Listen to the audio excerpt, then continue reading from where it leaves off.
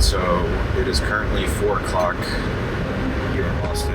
I am on my way to the Austin Convention Center for Karate Combat Pit Submission Fighting, and I may or may not, I literally still don't know, 2 hours before the event, whether or not I'll be facing Lucas Barbosa. So apparently AJ pulled out. They were supposed to have a match. I'm supposed to be competing on Sunday at EBI, and I just got the word, less than 2 hours ago, 4 hours notice from the event, whether or not I wanted to replace him. So I am driving to the venue with my bag packed, with the intention of competing tonight on Karate Combat. So I was literally done teaching class, driving home, was about to have lunch, get ready to go to practice, and I got the call. I accepted, so it's all good on my end, so I'm hoping they can figure everything out on their end, and hopefully I'm going there not just to spectate, but to save the show. So that's the plan.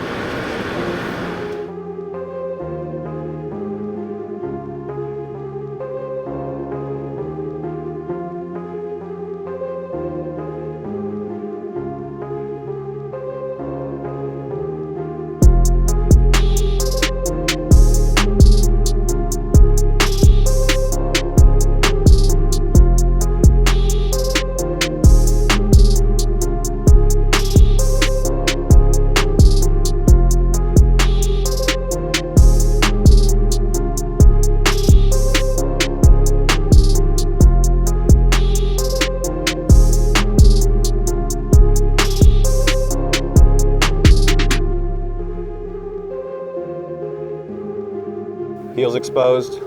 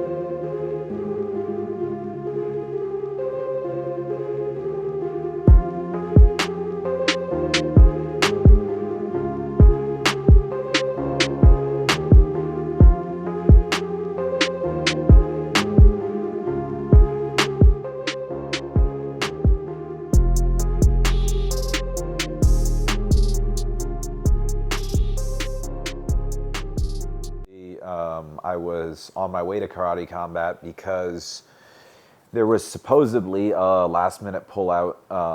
AJ Agazarm was supposed to fight Lucas Barbosa, and I get the call, maybe 3.5, 4 hours before the doors are opening for the event, and I was literally done teaching class on my way to come home, eat lunch, and go to practice.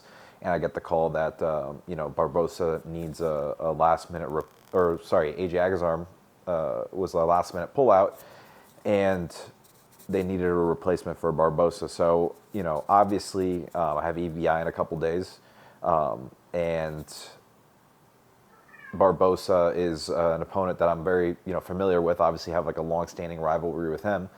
So it was intriguing to me because I thought it was a very, winnable match. I was in good shape getting ready for EBI, and I thought it would be a great way to just kind of get more mat time leading up to ADCC.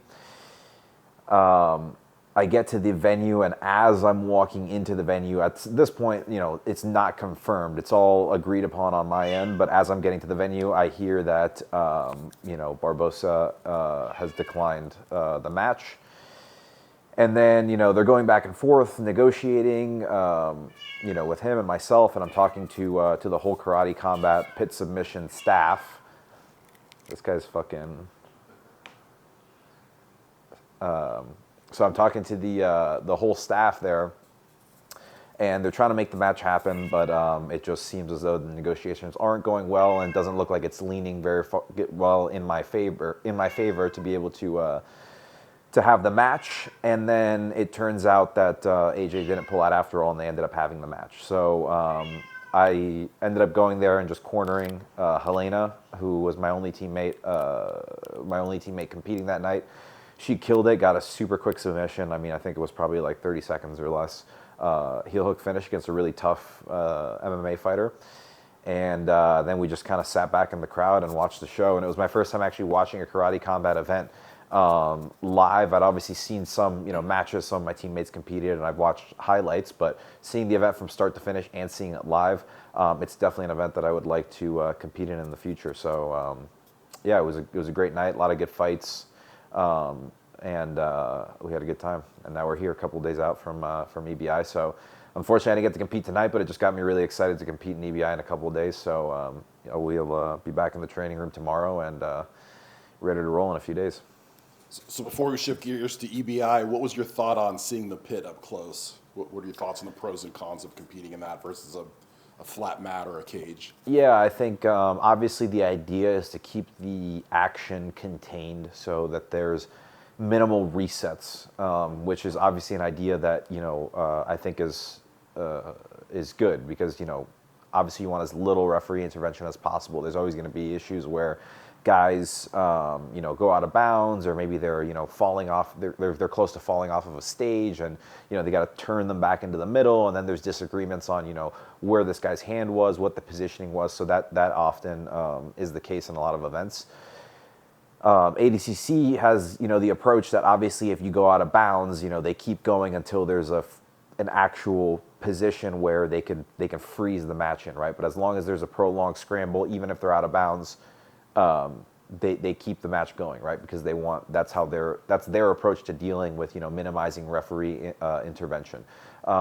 And so the pit is supposed to be supposed to kind of punish people for backing up to the edge, because obviously it's not a favorable position to be falling up against the fence there, or against the incline of the pit. So it's something that I'm not sure how I would feel until I actually got in there. I didn't actually get to step in the pit. I've never trained or competed in it. So it was something that I don't know how I would actually feel unless I'm actually in a match, which is kind of unfortunate, because it's this the last. Usually you want to test things out before you go out and compete. But yeah, I think some of the pros are that it keeps the mat space contained, and there's less referee intervention. But at the same time, it's kind of a curveball insofar as you don't get to actually train for it. So there's potential for people rolling an ankle, maybe stepping on the corner of a cage, or whatever the case is. But I think there's definitely pros and cons to it, but I'm interested in potentially, hopefully in the future, competing under Karate Combat and getting to feel what it's actually like. All right, so shifting gears to EBI, we're a couple days out. How are you feeling for that? What are your thoughts? Yeah, I feel good. I always get most excited to compete when I watch competitions that I don't compete in. So if I'm going to corner my teammates, or I'm at a tournament that I'm not competing in, like a Who's Number One, or even just like a local tournament, it just gets me excited to compete. So it's kind of perfect timing. I wanted to compete tonight, but it was also perfect timing in that it was so close to EBI that just going to watch the event got me excited to know that I was going to be stepping on stage in a couple of days. So yeah, like I said, it's only a couple of days out, so just kind of go back into the training room tomorrow, keep the body active and awake and ready for Sunday. And then what do you have coming up between EBI? Is EBI your last competition before ADCC? I'm not 100% sure, but I think that if it's not my last one, it'll definitely be, one of the last ones. I may do one other event. I'm not entirely sure. I'm just gonna kind of, because it's so close, I'm gonna kind of take it, one match at a time. So I'll finish EBI, assess, how's my body feeling, how far out we are gonna be from ADCC, and then, make a plan of action from there. Any thoughts on the rule set of EBI? Again, it's like, pros and cons. I think independent of the rule set, I'm pretty comfortable with it because I've competed under EBI rules several times. I actually did EBI shortly after ADCC last 2 years ago. And I've competed in the rule set a bunch, and we're always doing, positional rounds in the gym. So we're always doing EBI rounds, armbar rounds. So I'm comfortable with the positions, and it's essentially just submission only with the unique overtime rules. But again, I've competed in them so many times. I've trained it so many times in the gym that it's something that I'm pretty familiar with. Independent of the rule set, I think there's always going to be ways that people can like game the rules and make matches either more exciting or more boring, depending upon their style. So I tend not to. There's obviously certain elements of rule sets that I like more than others, but I tend not to worry too much about the one particular rule set. I try to make myself adaptable to it. So what are your thoughts tonight? Back to tonight's event. How exciting was it to get to see Billy McFarland fight? So I didn't Fire Festival fame. Yeah, I didn't even know who that was until they told that story, which is pretty crazy. But I didn't even hear about that beforehand. When was that? The Fire Festival? Yeah, when did that I happen? think it was like 8 or 10 years ago, maybe. I could be wrong. I didn't even know about that. Yeah, the event was awesome. I mean, all of the fights, the actual karate fights, were super exciting. I mean, I think almost all of them had knockouts, like definitely the mass majority. All of them had tons of knockdowns and crazy exchanges. Even the influencer fights were really exciting. And even there's a couple, like maybe like one or two fights that didn't have knockouts, and they were just like brawls. They were super exciting fights. So it was really cool. Again, I've seen highlights of it, but seeing it up close was really cool. Yeah, so on our way to practice now, day before EBI, it's going to do a light session.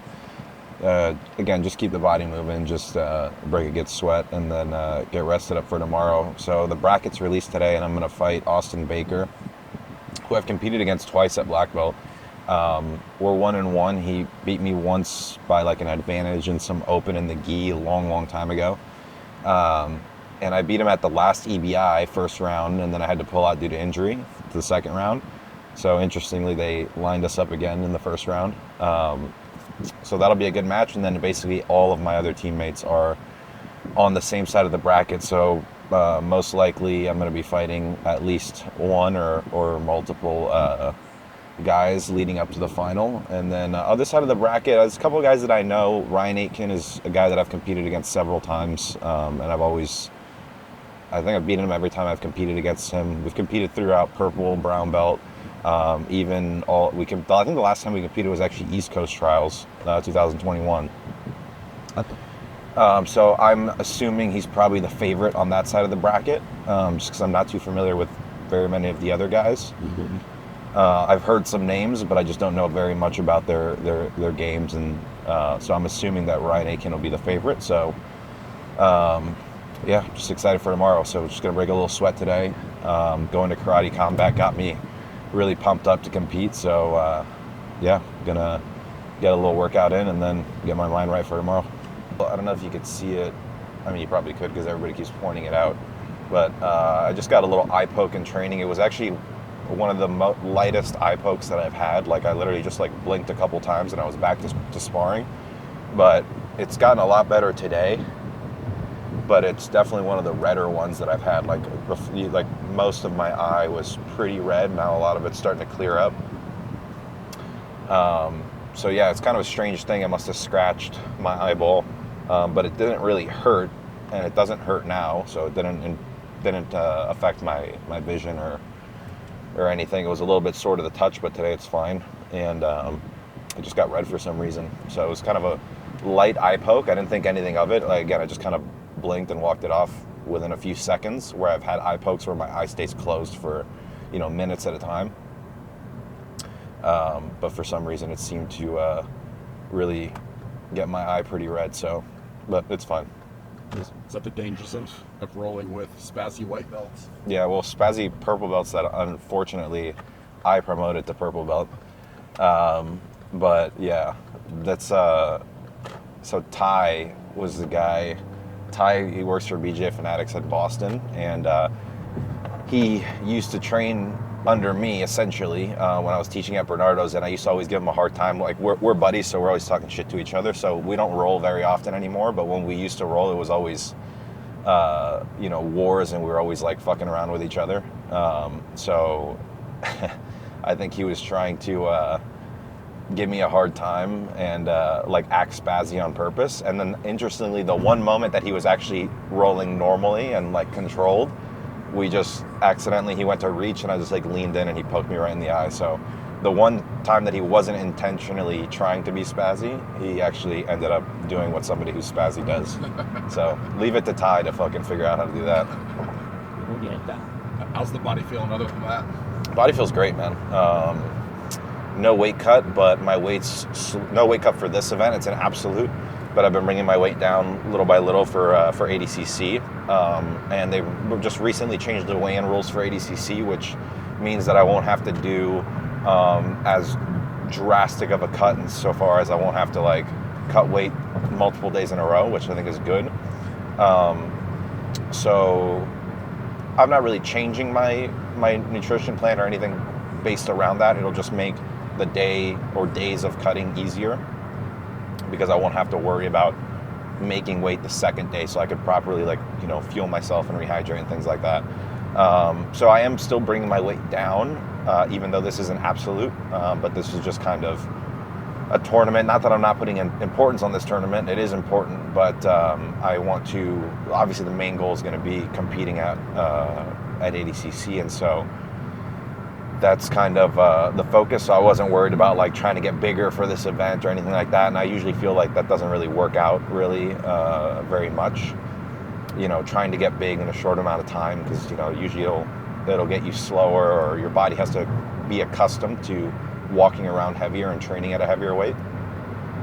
So I just kept my routine same as normal. Again, this is just more mat time leading up to August. So my body feels great, no injuries. I'm feeling strong, feeling fast. My conditioning is just perfect. Like, I feel like I can roll pretty much all day and keep a high pace. So, and technically I feel like I'm better than I've ever been. So we're in a good spot, peaking well for this tournament, and then we'll use that momentum and roll right into camp for August.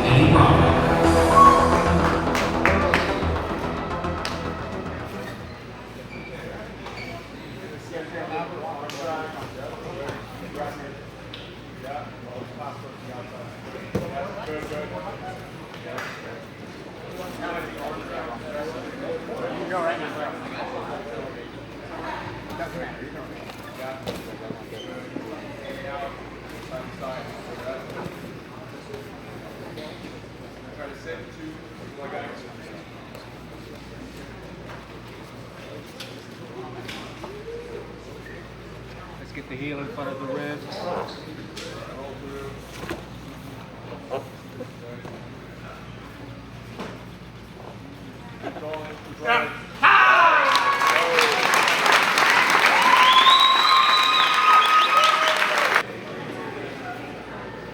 Ladies and gentlemen, we have a winner by straight ankle lock at 45 seconds into regulation. Now on his way to the quarterfinals. It is Giancarlo Bottini.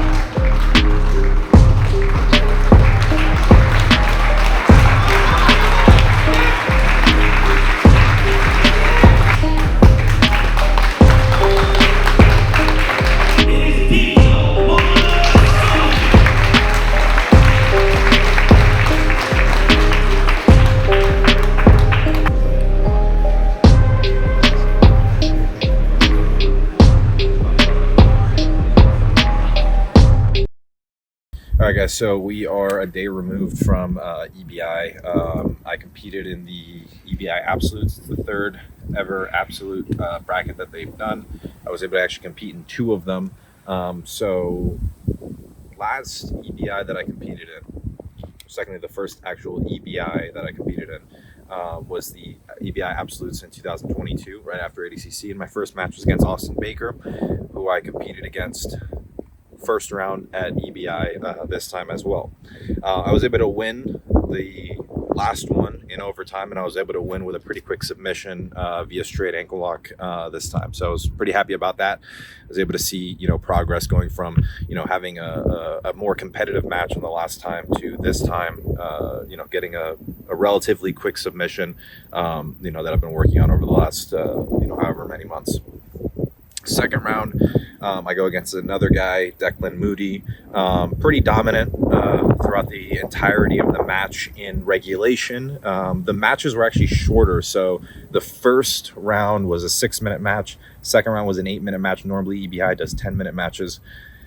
So 8-minute match, we end up going to overtime. I was able to reverse a couple times, pass, mount, but wasn't able to get the submission in regulation, so I was able to get it in overtime, and I won via the first round of overtime, got the submission and escaped, and that was the victory there.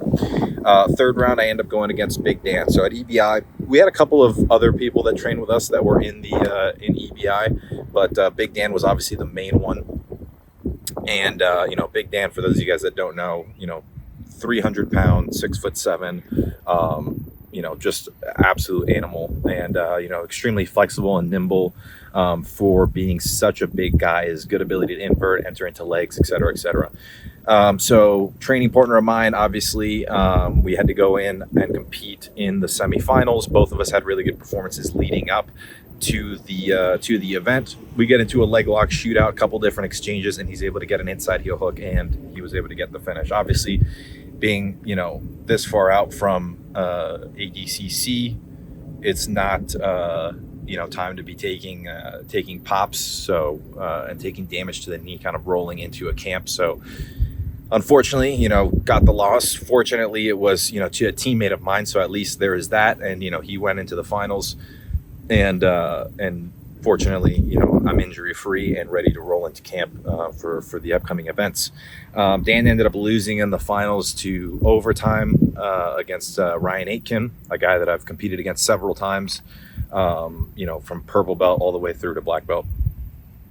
So that was unfortunate that he fucking beat me, but lost in the finals.